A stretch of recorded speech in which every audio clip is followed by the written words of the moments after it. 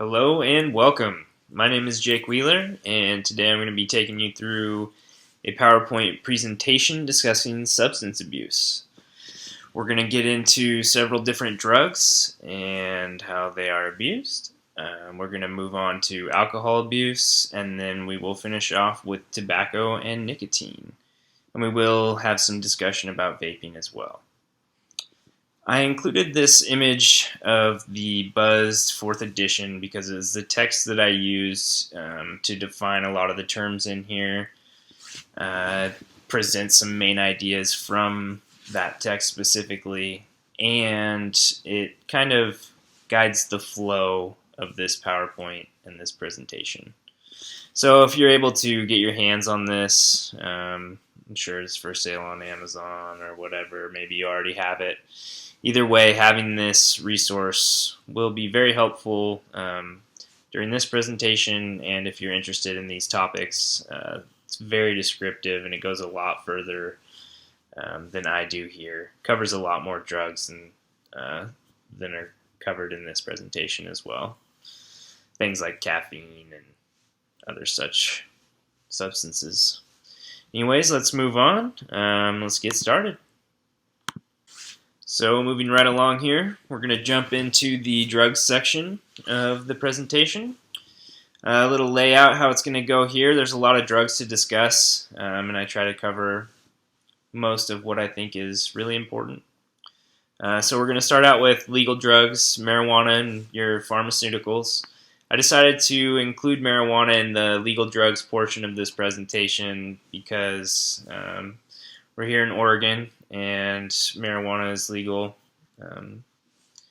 So we're going to look at it in that context. Move on from there. We're going to get to illicit drugs, including intravenous, inhibitory, and inhalants, along with club drugs and stimulants. After we discuss those, we're going to move on to decriminalization because just recently a vote was passed to decriminalize certain drugs in Oregon. And I'm going to give you guys a little bit of a description, of what that means. It can be kind of confusing, and we're going to get into it. So moving right along here, we're going to move right into talking about marijuana. First thing that we're going to discuss is the classic CBD versus THC discussion. It's a very popular topic when discussing marijuana, its use in medicinal purposes, and the many ways that it can be used. So basically, the main idea here is that THC is the main psychoactive compound that's found in cannabis and marijuana. It is what gives you the high sensation, the euphoric release that is commonly known to accompany use of marijuana. CBD, on the other hand, while being very similar to THC, does not produce that euphoric high. It acts on the brain differently and activates different neurotransmitters that don't release the chemicals that cause that sensation. Now we're going to talk about the physiological effects, or the effects that using marijuana has on your body. So in the short term, you get that sense of euphoria, that high that the THC gives you. You have an altered sense of time, changes in mood. You do have some short-term impaired memory. And then as far as the long-term effects, they're still heavily debated. It will affect brain development and especially when you begin using marijuana at a young age, as a teenager or even younger. The drug may impair thinking, memory, learning functions, and it could also affect how the brain builds connections between different areas. The research is still ongoing, and new findings happen all the time. So as far as long-term effects go, The more important issue is the delivery system. And what I mean by that is that smoking pot isn't good for you. Putting smoke into your lungs isn't something that promotes good health, right? So if you're doing that for an extended period of time over years and years, I feel like it's going to have a negative effect. As far as medicinal practices go, and the use of medical marijuana, there's a lot of research going on trying to decide whether or not medical marijuana has a use in treatment. Some examples include Alzheimer's, cancer, Crohn's disease, multiple sclerosis, and things of that nature. And what it is currently prescribed or used medicinally for includes things like reducing anxiety, reducing inflammation, and relieving pain. A lot of people use it as a substitute to opioids in terms of pain relief. It also has been known to control nausea and vomiting, kind of relieving those symptoms, especially for people who are undergoing chemotherapy in the treatment of cancers. It helps to relax tight muscles of people with MS or multiple sclerosis, so reducing, muscle spasm and things of that nature. It also has been used to stimulate appetite and help people gain weight. Again, people that are battling cancer and going through chemotherapy, it's used for that. So let's move on to our next legal substance that we're going to discuss, that being pharmaceuticals. Pharmaceuticals have great usage and vast usage amongst the populations of the world, and some of them are absolutely fantastic, and people literally could not live without them. But at the same time, people also misuse and abuse pharmaceuticals. Some of the main ones, one of the main ones that we're going to discuss here is a stimulant used to treat ADHD and some other problems, is Adderall. Adderall is something that is commonly used misused and abused amongst teenage and college age individuals who are a lot of the time trying to extend the hours they're able to study, and they think it's going to make them smarter, right? But it has a different effect on everybody, and it especially has a different effect on someone who doesn't suffer from attention deficit disorders, right? If your brain doesn't work in the same way that someone with ADHD's does, the drug's going to affect you differently. And for a lot of people, it turns into more of a stimulant. It's just keeping you up, keeping you energized. It makes your heart race, makes you very alert, and that's what people seem to like about it. And that's why it's misused and abused so frequently. The next pharmaceutical that I want to talk about are opioids, typically used for pain relief and vastly used across the U.S. population. Also a cause for what is known as the opioid epidemic. Some common prescription opioids include hydrocodone, oxycodone, OxyContin, Percocet, any other kind of codeine and morphine. It includes the syrup that a lot of the rappers are known to drink and that boast about it. But in reality, this is a very dangerous drug and super highly addictive. and you need to be very careful, especially if you get a prescribed use for some sort of opioid pain relief drug. People have been known to get a knee replacement and be in pain, be prescribed an opioid, and become addicted to it. It's because this is a highly addictive drug, and it's a very dangerous one. People who get addicted build a tolerance, and then need more of the drug to feel the high or the pain relief even. So once the tolerance goes up, they use more and more, and then they eventually have a physical dependence on the drug, right? So they need it for their body to feel normal, to feel as if it's at homeostasis, right? Everything's normal, everything being equal.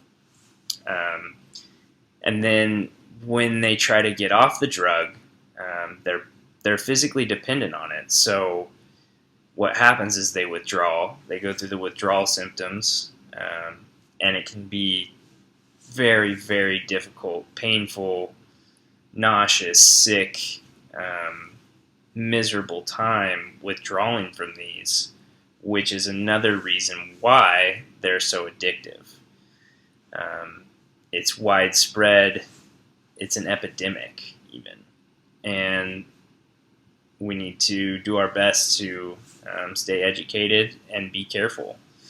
There's a good chance that you guys will be prescribed some sort of pain relief prescription at some point in your life, and you need to be very cautious.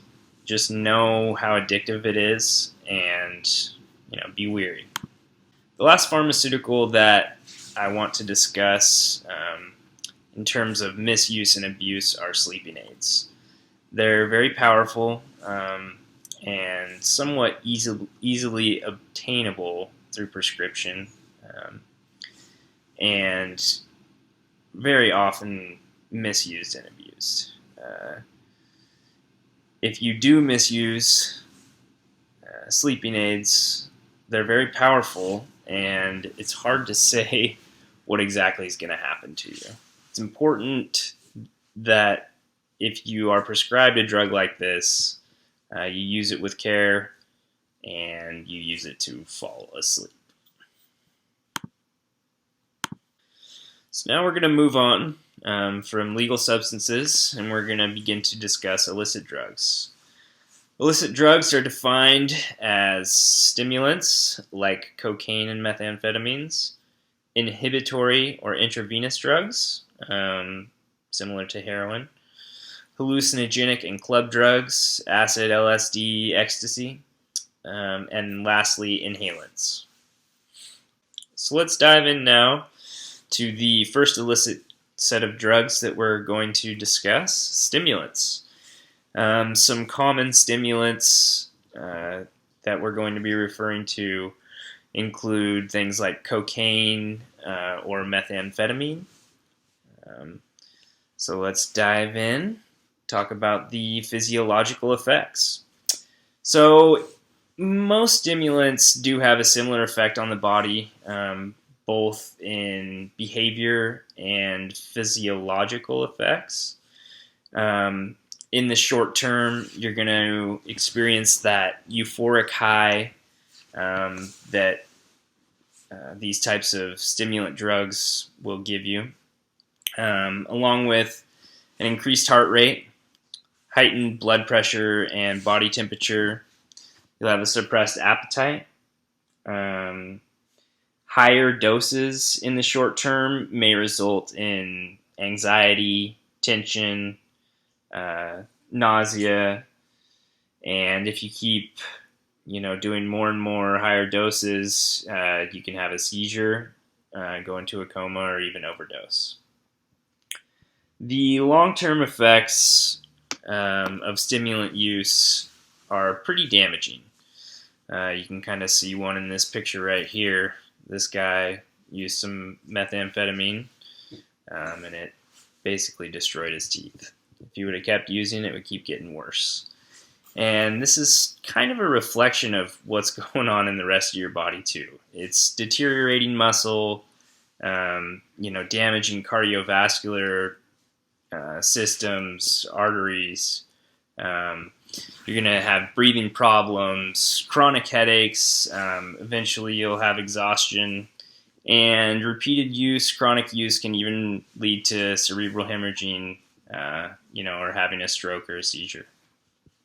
So let's move on now from the physiological effects and get to addiction to stimulants, including physical dependence. So first, commonly what happens is the individual or user will develop a tolerance. What that basically means is you need more and more of the same drug to feel the same feelings, to have the same end results. They're chasing the high. So what happens is your body gets more and more used to the drug, and then it takes more and more of the drug to feel the same effects. Once that happens, the user or individual uses it so much and in such vast quantities that a physical dependence begins to develop. This basically means that the person uses stimulants so frequently that their body begins to behave as the stimulant is normal and therefore necessary. Your body feels as though the stimulant or drug of choice helps to achieve homeostasis. Everything being equal, your body gets used to having this drug in it and feels like it needs it. Now, once somebody is physically dependent and decides to stop using the drug, they go through what's called withdrawal. They go through a bunch of symptoms of withdrawal. They cut themselves off from the drug. Their body kind of freaks out depending on how chronic the use was and how addicted the individual was. Some common withdrawal symptoms from stimulants are, a lack of emotion. You're emotionless. It's hard to get excited. You'll have headaches, sweats. You'll be sick. And your body tells you, because it thinks that it still needs that stimulant or that drug to keep going. All right, so let's move on from stimulants and let's discuss our next illicit drug, inhibitory and intravenous drugs. So these drugs are commonly opiates, sometimes known as downers. They basically all affect the central nervous system. They're drugs like opium, heroin, oxycodone, OxyContin, and those alike.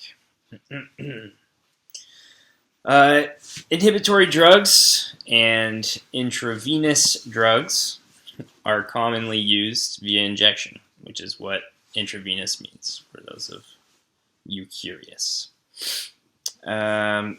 These drugs are known as inhibitory drugs because they have an inhibitory effect on the body. They are the opposite of stimulants. They make you relax, you're very calm, and you're certainly not, alert. All right, so let's move on and discuss some of the physiological effects that these inhibitory drugs will have on an individual or user. So first, in the short term, these drugs produce a very relaxing sensation to the point where if you use a certain amount of these drugs, you will end up just nodding off or passing out wherever you are. The next short-term effect is slowed breathing, and again, depending on the type of inhibitory drug or the amount that the person has used, the breathing can slow to the point of overdose. Your breathing slows until you completely stop breathing and you're so relaxed that you don't start breathing again. This is a very common effect of inhibitory drugs, namely heroin and other opioids.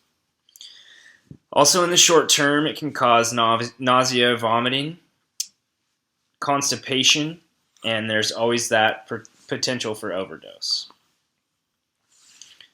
Next up, in the long term, these drugs are extremely detrimental. They have effects on almost all of the organs in the body, and they're all very, very negative. First off on the list here, you see deterioration of white matter in the brain, and this is really not a good thing. It has such an effect that you basically become what is referred to as brain dead, and you end up not being able to function at all. The intravenous use of drugs can lead to a number of physical problems, things like infections. When you're using needles to inject yourself with drugs and you're not clean about it, like somebody in a doctor's office or something along those lines, it can get infected, and these infections sometimes lead to amputations because of how bad they get. The users will, even though it's obviously infected, will still try to use drugs, inject drugs in the same types of locations. Also, in the past, sharing needles has been a huge contributor to HIV and AIDS. It's just a super efficient way for someone else's blood to get inside of your bloodstream, right? You share that needle and you share your blood, and then you end up transmitting these types of horrible diseases. Also, in the long term, a person, can develop a tolerance, and it'll lead to a physical dependence. Other side effects, long-term effects, include kidney disease, infertility, liver disease, pulmonary infections, collapsed veins, again due to the nature of injection. And lastly, I just wanted to discuss, I've discussed previously how many overdoses there are, and this graph down here does a good job of representing it, especially in recent times. As you can see, the numbers are through the roof.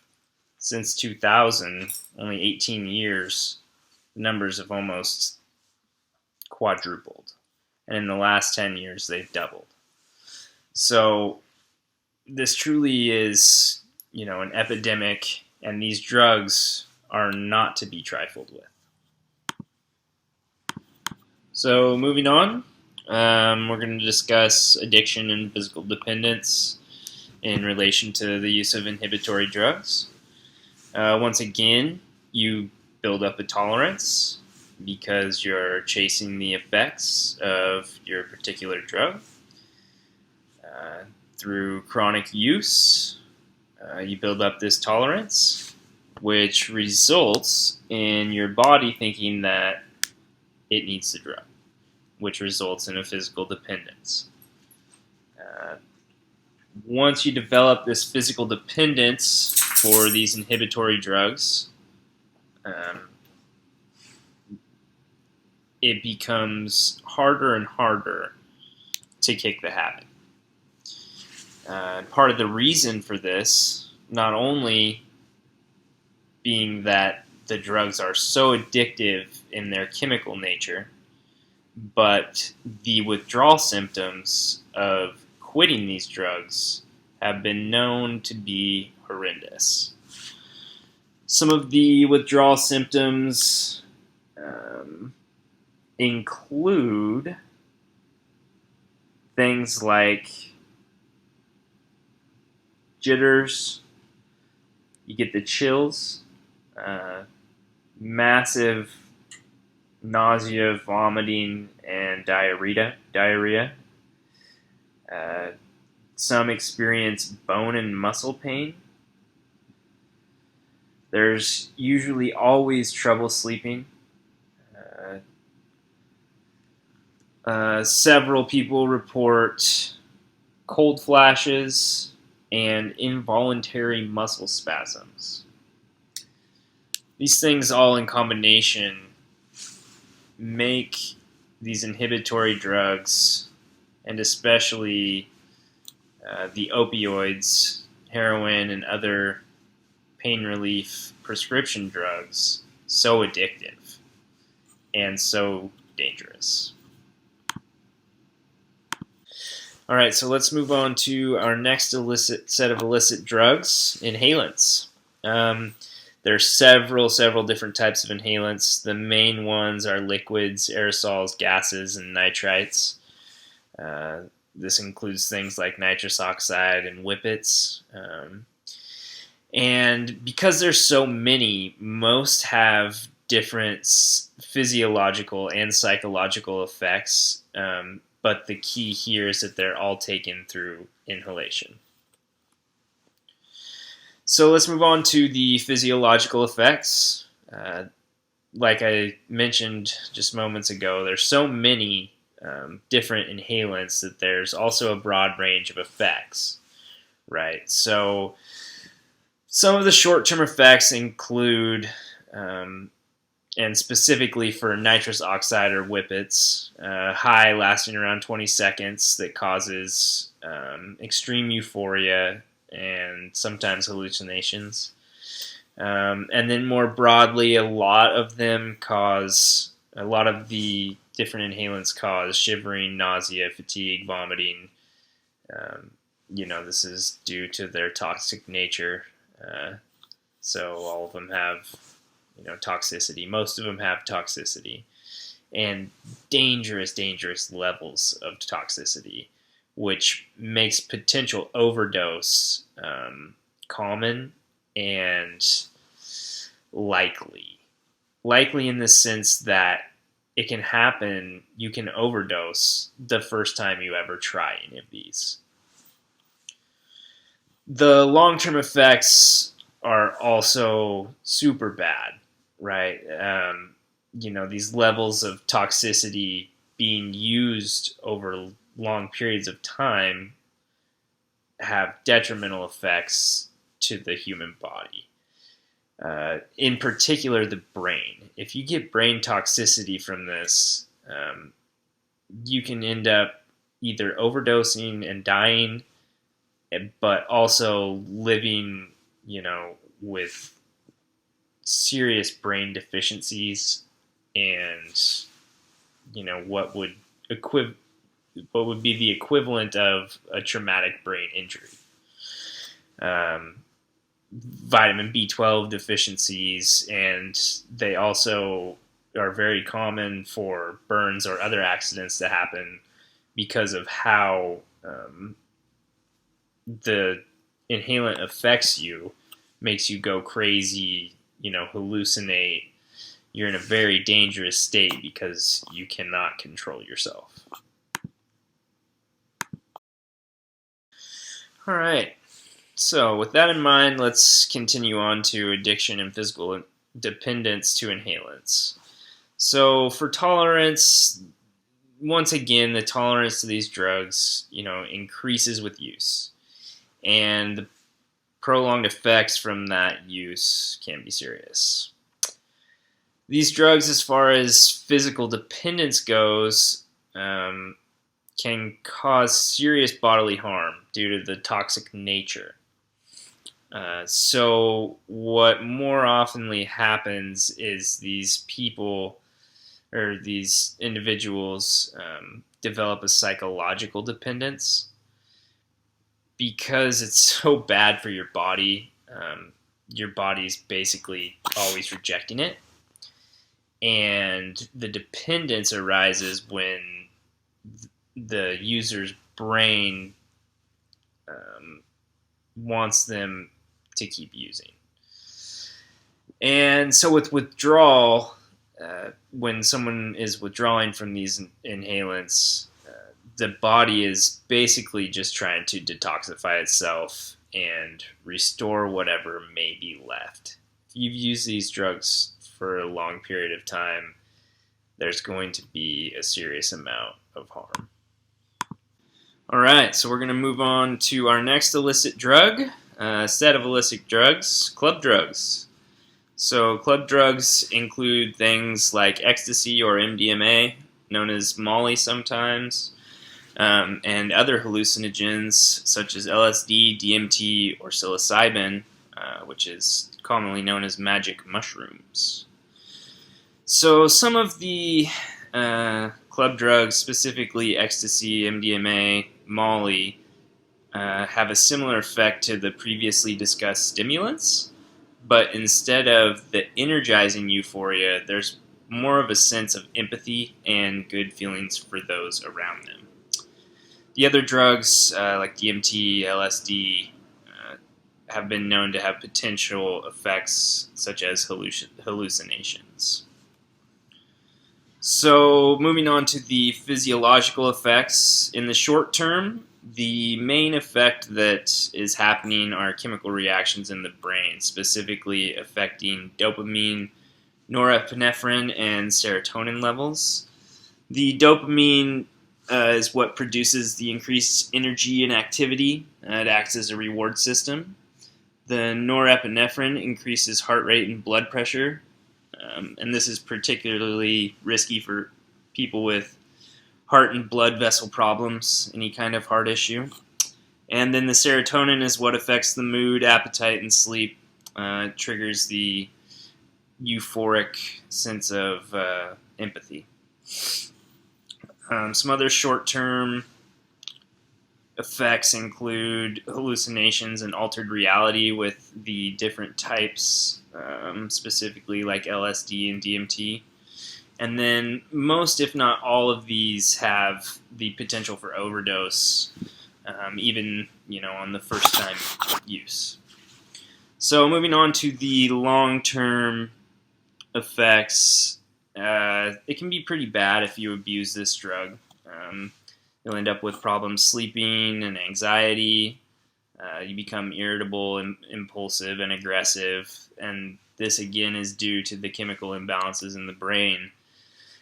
If you're using these drugs for long periods of time, your brain gets used to having its different chemical levels changed. And when it does that for a long time, it has lasting consequences. Other effects are liver, kidney, and heart failure. If you keep using these drugs, they're bad for you, and they do have a seriously negative effect on your organs. Alright, so moving on, we're going to talk about addiction and physical dependence to club drugs. So these drugs are not known to be very addictive. However, through continued use, an individual can still build a tolerance to both your average club drugs and also the hallucinogenic drugs. And if this does happen and the physical dependence arises, it can be very dangerous, and it greatly increases the chance of overdose. So if you're using these drugs more and more often and in higher and higher quantities, the chances of overdose are exponential. Now, when a person decides to kick these drugs and get off of them, the withdrawal is more likely to show psychological effects than physiological effects, similar to our discussion of inhalants earlier. These drugs do such a number on the chemical structure and composition of chemicals in the brain that's where the withdrawal is going to be primarily seen.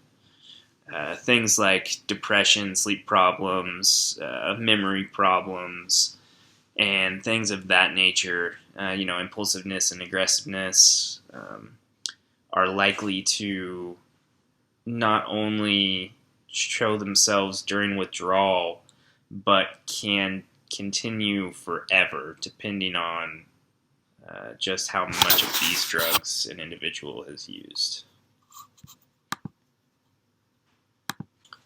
Alright, so that ends our discussion on illicit drugs and drugs in general. But before we move on to alcohol and alcoholism, I wanted to touch on decriminalization. Because recently here in Oregon there was a vote, Measure 110, and it passed with 55.8% of the vote, and that was to decriminalize the possession and personal use of all drugs. So, possession used to result in a felony in a lot of these cases surrounding a lot of these drugs. And basically the change is that now they are considered non-criminal violations, similar to like a traffic or parking ticket. For anyone that is possessing a certain amount of any of these drugs, heroin, MDMA, methamphetamine, cocaine, and many more. So the question becomes, why? Why did we vote to decriminalize all of these drugs? And the thought process is that the criminal justice system is not the way to most efficiently handle drug addicts and the people that are using these drugs. What we're trying to find out is whether or not social programs, treatments, and other forms of rehabilitation better serve these drug addicts, right? So the idea is we're not going to make them criminals, rather we're going to treat them like addicts and use social programs, rehab facilities, and things of this nature rather than jail terms. I read somewhere that the plan to pay for these social programs is largely in part coming out of the legal marijuana sales, the taxes from those sales specifically. So it's very interesting. And if you want to dive more into it, feel free. Being educated on this topic will serve you well when you and your family next get together, whether that be Christmas or over the holidays. So, yeah, decriminalization. All right, so let's move on from drugs to our second section of the presentation, that is alcohol. So as a lot of you probably already understand, alcohol consists of things like beer, wine, ciders, hard seltzers, liquor, and mixed drinks. I wanted to talk about underage drinking. I think, as most of you can already guess, alcohol isn't good for you if you abuse it or misuse it, right?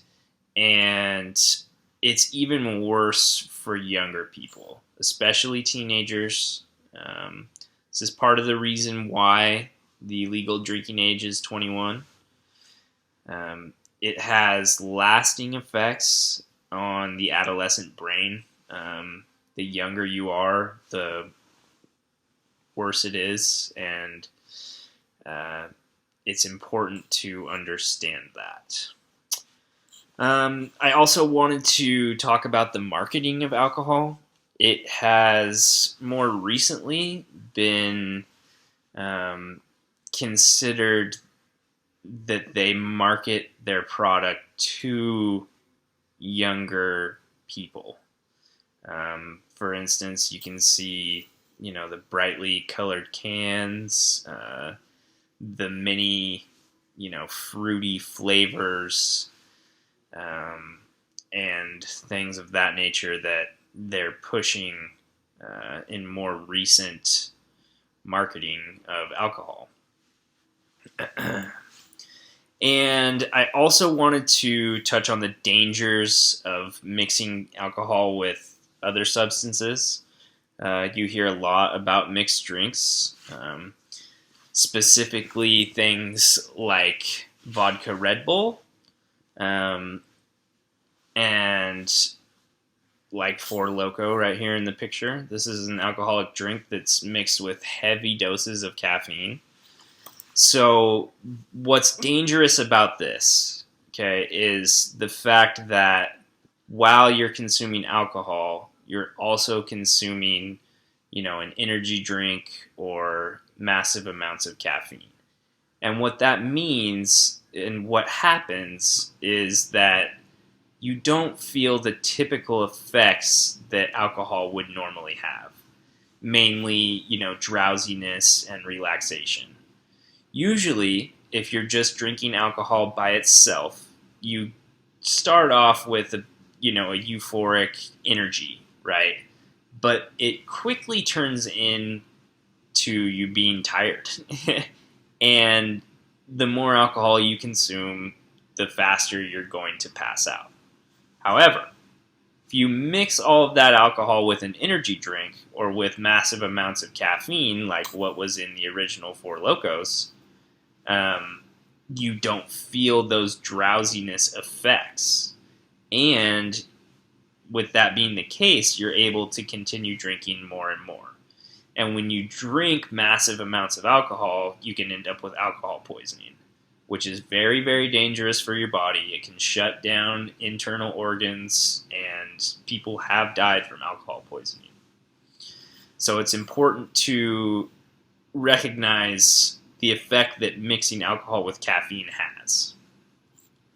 And it's not good. Okay, so let's move on here and dive into the physiological effects of alcohol use. So we'll start with the short term. When you take your first drink, finish your first drink, you feel, a sense of pleasure and relaxation, which quickly turns, especially if you keep consuming alcohol, into more of a state of sedation or drowsiness. Soon comes along the judgment and fine motor control, the lack of judgment and fine motor control.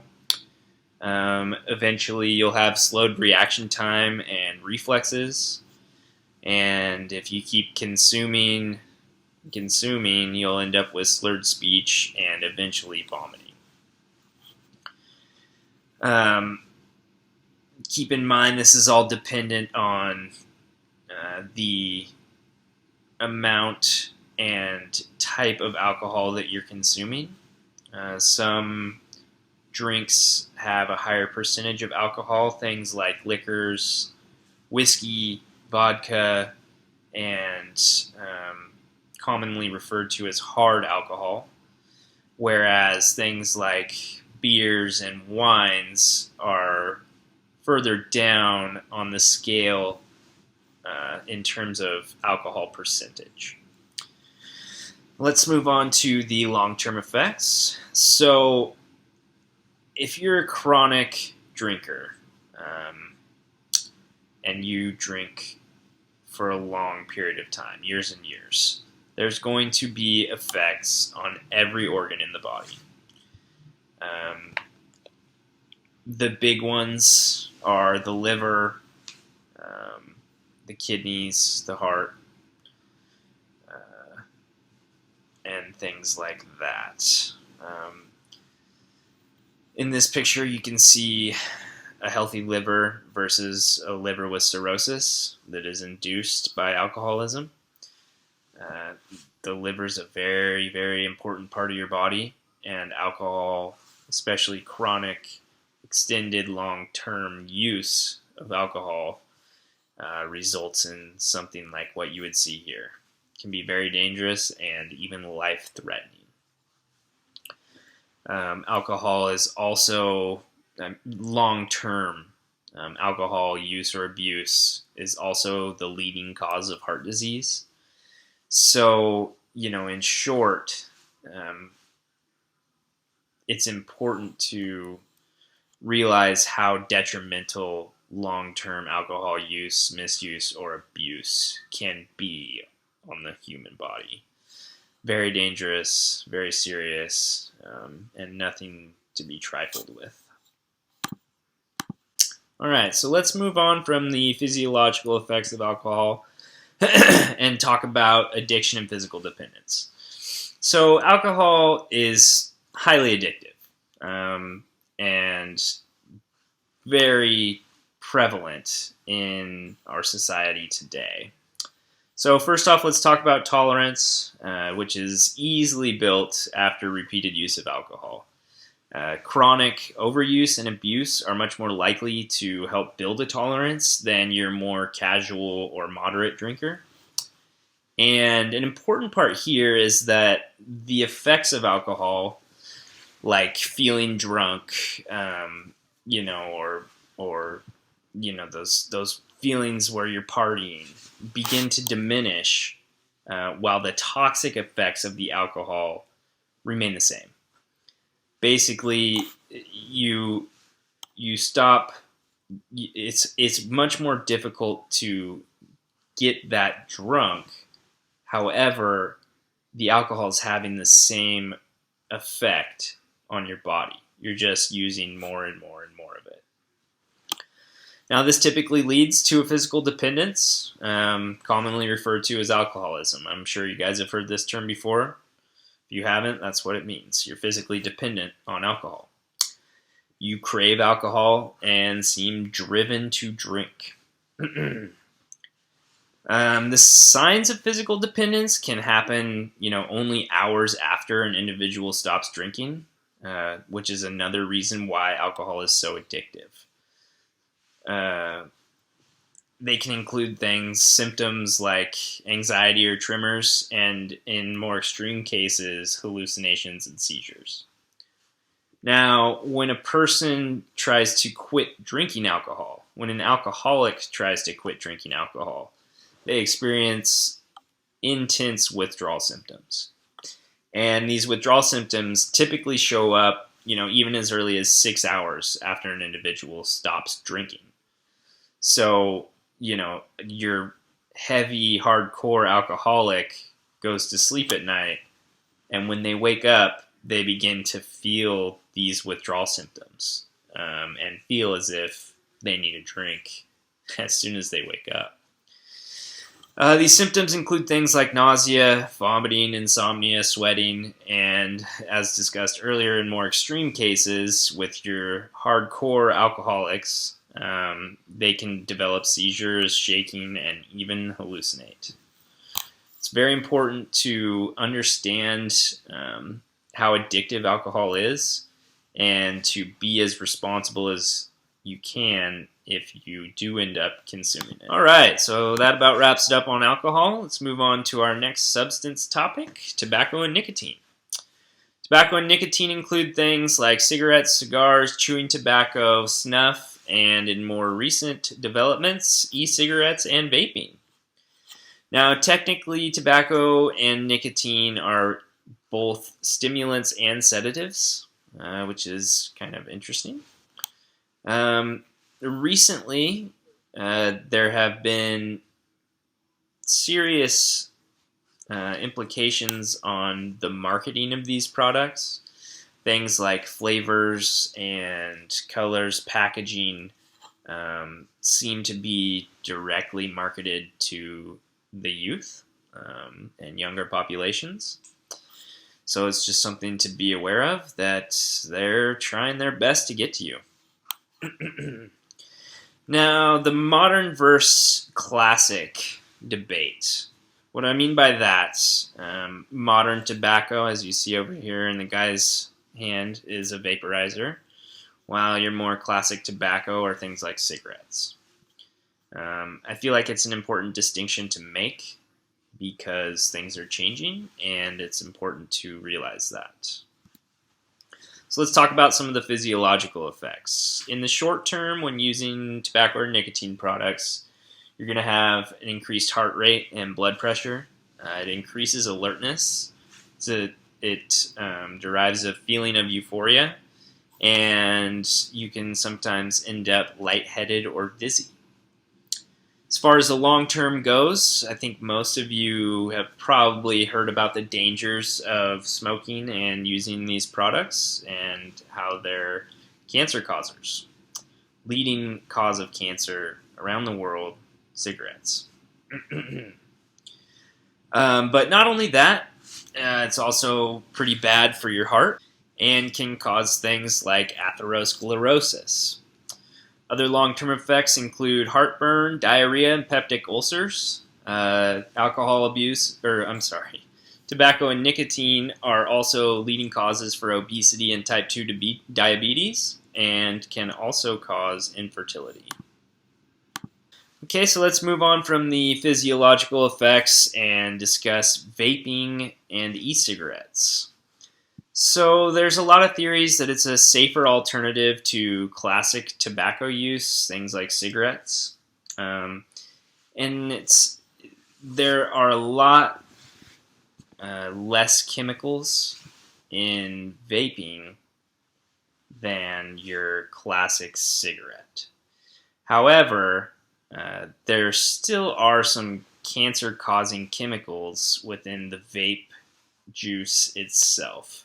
Specifically, the chemicals that give the vape flavor have been known to cause cancer. And it's important to, be weary when using these things. It's a new technology. It's a new type of nicotine inhalant, and it's just important to take it slow. It should also be mentioned that these vaporizers and the nicotine is still highly addictive. Nicotine itself is a highly addictive substance, regardless of what method you choose to deliver it. Mainly, vaping versus your classic cigarette. It's still very addictive and still very dangerous. So now let's move on and discuss addiction and physical dependence. So as far as tolerance goes, it develops rather quickly. Can reduce some of the effects like dizziness and nausea, and can even be seen in the difference between the first cigarette of the day and the second. So you build up the physical dependence, but because typical tobacco and nicotine products are quite bad for your body, the dependence is mostly mental or psychological. The pleasure effects that are active in the brain cease rather quickly, and that's why the individual lights another cigarette, takes another hit of the vape. Once you become physical dependent and you try to kick the habit, quit smoking, or whatever, there are withdrawal symptoms. And the physical effects exist, but again, the individual will have a harder time with the behavioral effects. Things like being irritable, stressed out, they'll have a hard time sleeping, and in most cases have extreme cravings. And these are all likely results, common and basically guaranteed when denying the physical dependence of nicotine and tobacco. All right, so that's all I have on tobacco and nicotine, and that's all we have for all of the substances that we're going to discuss today. I just want to conclude with a few reminders. One, the majority of the topics and substances discussed in this presentation are harmful to your health and can be especially dangerous given certain circumstances, like some that we discussed, being underage. The younger you are, the worse the effect is going to be on your body. And then other things like pregnancy. You basically want to avoid every one of these substances if you are a pregnant woman. Most of these substances are addictive, and some are highly addictive, even reaching the point where denying the physical dependence will result in dangerous withdrawal symptoms and sometimes even death. Lastly, while there are responsible ways to use some of these substances, like alcohol, there are always risks, and you should always approach them with caution and use them responsibly. Thank you so much, and I hope you guys learned a lot.